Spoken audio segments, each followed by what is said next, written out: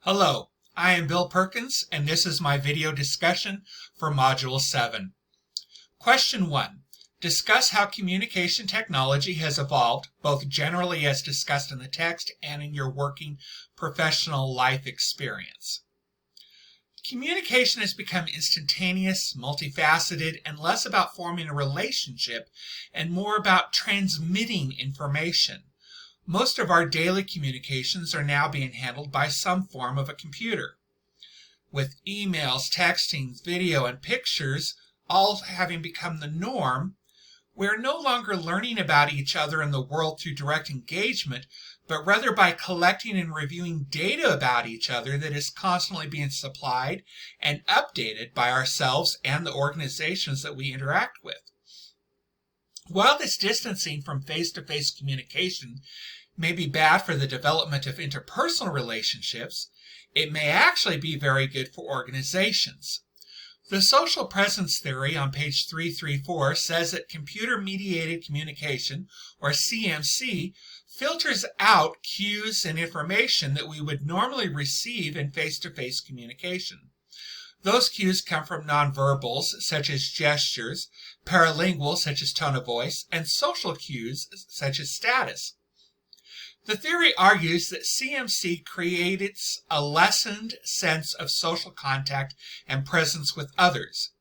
While this may be true, we also have to look at the fact that CMC has not been shown to be less effective at transmitting information in video conferences, and that because people tend to dampen emotional displays, are more polite and better at turn-taking, and have a diminished deference to authority, this may cause more members to participate. It levels out and democratizes discussions, allowing for a better discourse and sharing of information. I have a feeling that the same is also true for emails and other types of computer-mediated communication. The social information processing theory, developed in 1992, before the huge explosion of video, images, audio being sent online, found that CMC used a different set of cues and increased the amount of text-based cues being used.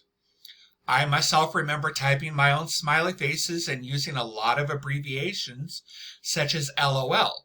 All of these have now become emojis and a whole new type of language. People can even develop hyper-personal relationships which feel very real to the ones involved.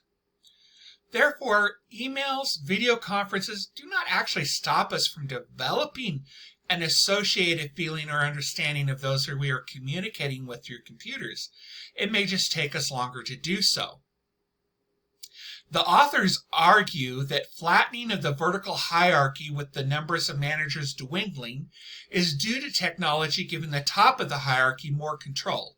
Leaders can now set computers to make automatic adjustments and processes and send out notifications without needing managers. I would argue that this flattening is actually a result of technology allowing leaders to communicate more effectively with workers about expectations, processes, services, and products, and that those workers are using technology to increase communication amongst themselves across different levels and departments, while also managing their own output in order to achieve the goals set by the leader. Next, I chose question 4. Discuss the media ecology of right now. What would McLuhan argue would shape and make up our current landscape? The social integration approach on page 336 states that each technological advance in communication also changed the way that we think. The social environment fostered by different media changed the way we think and construct our societies. This idea is known as media ecology, was put forth by Marshall McLuhan and other interpretive researchers. He observed that we shape our media and they in turn shape us. The printing press changed the way we gather and process of information from an oral to a visual, as information can now be read in a book instead of having to be passed verbally from one person to another. McLuhan believed that with the electronic age, we were brought back to more of a media environment which could still be learned by reading, but would also once again get a large amount of our information from listening. We've now passed the electronic age and are now being shaped by the digital age. It has taken all of our past communicative technologies and wrapped them together while removing the strictures of time and space. The tool that is shaping us more than any other is the smartphone right now. Never before have we been so connected to each other and to information that is instantaneous and accessible no matter where we are, while simultaneously being pulled apart and separated by that very technology. We're no longer bound by a single medium. We can use print, sound, pictures, videos, all in the same message. We can even include links to information from others that's related to our message. We can formulate the message as individuals or in a group collaborative process that happens simultaneously in real time. We're moving away from messages that present the advantages of our services or products, and instead we send out messages that are targeted at groups and individuals and of their own specific needs. The messages we receive can be altered, manipulated, falsified, and constructed in order to change perceptions or beliefs about what is or is not real and factual. We may even soon find that our digital age has left behind the constraints of 2 dimensions and become instead 3-dimensional with the advent of virtual worlds and holograms.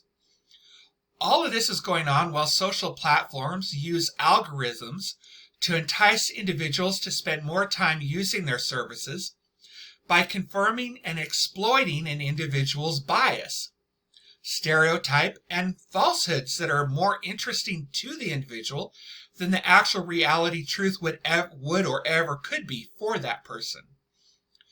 No matter your interest, belief, feeling, ideology, etc., you can find an online community to support you, nurture you, isolate you, and help you be the best fanatic that you can be.